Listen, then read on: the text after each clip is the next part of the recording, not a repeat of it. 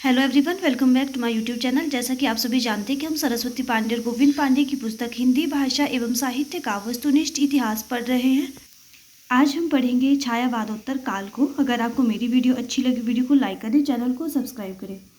चलिए वीडियो को शुरू करते हैं। छायावादोत्तर काल, सबसे पहले हम पढ़ेंगे इसके अंतर्गत प्रगतिवाद को। ये इसका समय रहा है 1936 से 1942 ईस्वी। लखनऊ में अप्रैल 1936 ईस्वी में प्रगतिशील लेखक संघ की स्थापना और प्रथम अधिवेशन के समय से हिंदी में प्रगतिवादी आंदोलन की शुरुआत होती है। इस अधिवेशन के प्रथम अध्यक्ष मुंशी प्रेमचंद थे। आपको ध्यान रखना है कि 1936 ईस्वी में प्रगतिशील लेखक संघ की स्थापना हुई और इसके जो अधिवेशन के प्रथम अध्यक्ष रहे हैं वो रहे हैं मुंशी प्रेमचंद। आगे देखते हैं। सन 1934 ईस्वी में गोर्की के नेतृत्व में रूस में सोवियत लेखक संघ की स्थापना हुई। सोवियत लेखक संघ की स्थापना कब हुई थी? 1934 ईस्वी में हुई थी और यह विश्व का पहला लेखक संगठन था। सन 1935 ईस्वी में हेनरी बारबूस की पहल पर पेरिस में E.M. फोर्स्टर ने प्रगतिशील लेखक संघ प्रोग्रेसिव राइटर्स एसोसिएशन की स्थापना की। कब की थी प्रगतिशील लेखक संघ की स्थापना? 1935 ईस्वी में। आगे देखते हैं।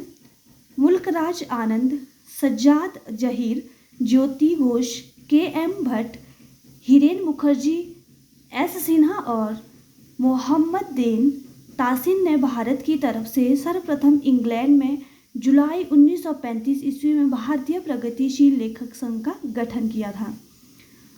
प्रगतिवाद का सैद्धांतिक आधार मार्क्स का द्वंद्वात्मक भौतिकवाद है। राजनीति के क्षेत्र में जो समाजवाद या साम्यवाद है, साहित्य के क्षेत्र में वही प्रगतिवाद है। डॉक्टर बच्चन सिंह ने सुमित्रानंदन पंत कृत युगवाणी को खड़ी बोली का प्रथम प्रगतिवादी काव्य माना है।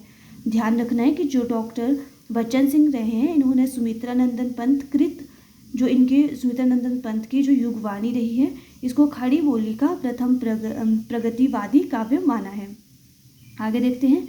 डॉक्टर गणपति चंद्र गुप्त ने कालक्रम की दृष्टि से रामेश्वर करुण कृत ब्रजभाषा काव्य करुण सतसई को प्रथम प्रगतिवादी कवि और काव्य माना है। जो डॉक्टर गणपति चंद्र गुप्त रहे हैं, इन्होंने कालक्रम की दृष्टि से रामेश्वर करुण कृत ब्रजभाषा काव्य करुण सतसई को प्रथम प्रगतिवादी कवि और काव्य माना है। आगे देखते हैं। प्रमुख कवि कालक्रमानुसार सबसे पहले हम देखेंगे केदारनाथ अग्रवाल का संक्षिप्त जीवन वृत्त निम्नांकित है। अब हम इनका जन्म देखते हैं। इनका जन्म हुआ है 1911 में और इनकी मृत्यु हुई है 2000 ईस्वी में। इनका जो जन्म स्थान माना जाता है वो माना जाता है कमासेन, बांदा। और इनके जो माता पिता हैं, इनका नाम है हनुमान प्रसाद और इनकी माता का नाम है घिस्टो।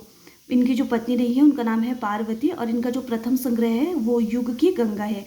कई बार एग्जाम में प्रथम संग्रह से प्रश्न पूछा जाता है, तो आपको ध्यान रखना है जो केदारनाथ अग्रवाल है, इनका जो प्रथम संग्रह है वो है युग की गंगा। आगे देखते हैं। केदारनाथ अग्रवाल अपनी काव्य यात्रा के आरंभिक दौर में बालेंदु उपनाम से रचना करते थे। पूछा जा सकता है कि अपनी काव्य यात्रा के आरंभिक दौर में बालेंदु उपनाम से रचनाएं कौन करता था? तो ध्यान रखना कि जो केदारनाथ अग्रवाल रहे हैं ये बालेंदु उपनाम से रचनाएं करते थे। तब वे ब्रजभाषा में कवित्त स्वयाचन में लिखते थे। केदारनाथ अग्रवाल ने देश विदेश के तमाम कवियों की कविताओं का अनुवाद देश विदेश की कविताएं शीर्षक से किया। केदारनाथ अग्रवाल की रचनाओं की कालक्रमानुसार सूची निम्न है। इनकी बहुत सारी जो रचनाएं रही हैं। युग की गंगा, नींद के बादल, लोक और आलोक, फूल नहीं रंग बोलते हैं, आग का आईना, गुल मेहंदी, पंख और पतवार, बम्बई का, रक्त स्नान, हे मेरी तुम, मार प्यार की थापे, कहे केदार खरी खरी, अपूर्वा, जमुन जल तुम, बोले बोल अबोल, जो शिलाएं तोड़ते हैं, आत्मगंध, अनहारी हरियाली, खुली आंखें खुले डैने, पुष्यदीप, वसंत में हुई प्रसन्न पृथ्वी। इनको आपको जितनी भी इनकी रचनाएं हैं इनको आपको इसी तरह से याद करना है, क्योंकि जो परीक्षा में अब क्वेश्चन आते हैं वो इसका क्रम लगाने को भी आ जाते हैं। तो अगर आप इसको इसी सीक्वेंस में याद करते हैं तो आपको ज़्यादा दिक्कत नहीं होगी। अब आगे देखते हैं नागार्जुन का संक्षिप्त जीवन वृत्त। इनका जन्म 1911 ईस्वी में हुआ और इनकी मृत्यु 1998 ईस्वी में हुई। इनका जो जन्म स्थान है वो माना जाता है तरूणी, दरभंगा में, और इनका जो मूल नाम था वो वैद्यनाथ मिश्र है। इनके माता पिता गोकुल मिश्र और इनकी माता का नाम उमा देवी, और इनका जो उपनाम रहा है वो है यात्री या नागार्जुन। नागार्जुन का पहला साहित्यिक उपनाम यात्री था। ध्यान रखना है कि यात्री पहला साहित्यिक उपनाम किसका था, तो ये था नागार्जुन जी का। संस्कृत और मैथिली में ये यात्री नाम से कविताएं लिखते थे। किस में लिखते थे? संस्कृत और मैथिली में ये किस नाम से? यात्री नाम से कविताएं लिखते थे। नागार्जुन की खड़ी बोली में सर्वप्रथम प्रकाशित रचना राम के प्रति है, जो सन 1935 ईस्वी में लाहौर से निकलने वाली साप्ताहिक पत्रिका विश्व बंधु में छपी थी। इनकी जो प्रथम प्रकाशित रचना थी वो कौन सी थी? राम के प्रति है, जो सन 1935 ईस्वी में लाहौर से निकलने वाली साप्ताहिक पत्रिका विश्व बंधु में छपी थी। जो ये विश्व बंधु है ये एक साप्ताहिक पत्रिका है, ध्यान रखना है।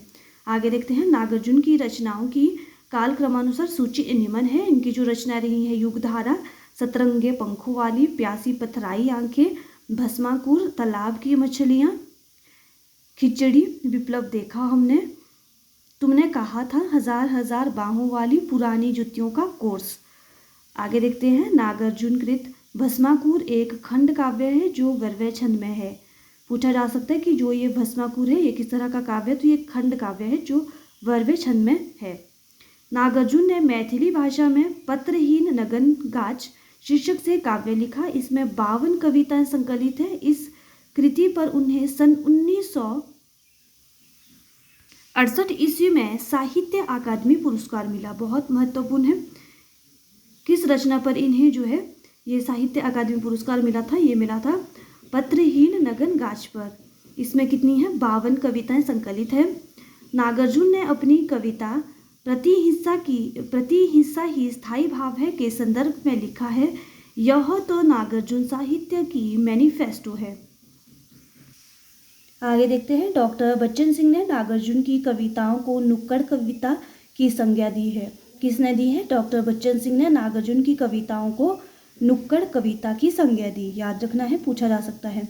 नागार्जुन को राजनीतिक कवि के रूप में भी जाना जाता है। इनकी निम्नलिखित कविताएं प्रसिद्ध हैं।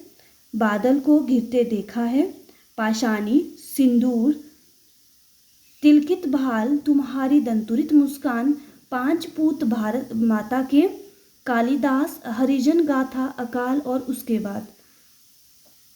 ये इनकी प्रसिद्ध कविताएं हैं। नागार्जुन को प्रगतिवाद का शलाका पुरुष भी कहा जाता है। कल भी हमने इस तरह का एक प्रश्न पढ़ा था, तो आपको ध्यान रखना है कि जो नागार्जुन को किसका शलाका पुरुष कहा जाता है, तो ये कहा जाता है प्रगतिवाद का शलाका पुरुष कहा जाता है। शिव मंगल सिंह सुमन का संक्षिप्त जीवन वृत्त निम्नांकित है। इनका जन्म 1915 ईस्वी में और इनकी मृत्यु हुई है 2002 ईस्वी में। इनका जो जन्म स्थान है वो है झगरपुर। इनका जो मूल नाम है वो है शिव मंगल सिंह, उपनाम है सुमन, और इनका प्रथम जो संग्रह है वो है हिलोल। शिव मंगल सिंह की प्रमुख रचनाएं निम्नांकित हैं। हिलोल, जीवन के गान, युग का मोल, प्रलय सृजन, विश्वास बदलता ही गया, विश्वास बदलता ही गया, विंध्य हिमाचल, मिट्टी की बारात, वाणी की व्यथा, पर आंखें नहीं भरी, हम पंछी उन्मुक्त गगन के। ये आपने 6th क्लास में भी पढ़ी होगी। शिव मंगल सिंह सुमन की प्रसिद्ध कविताएं निम्न है। गुनिया का यौवन, कलकत्ते का अकाल, चल रही कुदाली, वासुदेव सिंह त्रिलोचन का संक्षिप्त जीवन वृत्त निम्न है। इनका जन्म 1917 ईस्वी में हुआ है और इनकी मृत्यु 2007 में हुई है। इनका जो जन्म स्थान वो हो रहा है चिरानीपट्टी सुल्तानपुर। इनका जो मूल नाम है वो है वासुदेव सिंह, उपनाम है त्रिलोचन, प्रथम संग्रह है धरती। गजानन माधव मुक्तिबोध ने त्रिलोचन को अवध का किसान कवि कहा है। महत्वपूर्ण पंक्ति है कि गजानन माधव मुक्तिबोध ने त्रिलोचन को क्या कहा है, अवध का किसान कवि कहा है। त्रिलोचन की रचनाओं की काल क्रमानुसार सूची निम्न है। धरती, गुलाब और बुलबुल, दिगंत, ताप के ताए हुए दिन, शब्द, उस जनपद का कवि हूँ, अर्घान, तुम्हें सौंपता हूँ, फूल नाम है एक, अनकहनी भी कुछ कहनी है। अमोला त्रिलोचन जी की अवधि काव्य कृति है। 1990 में प्रकाशित इस कृति में 2700 वर्वे संग्रहित हैं। हिंदी में सानेट लिखने के लिए त्रिलोचन शास्त्री प्रसिद्ध हैं।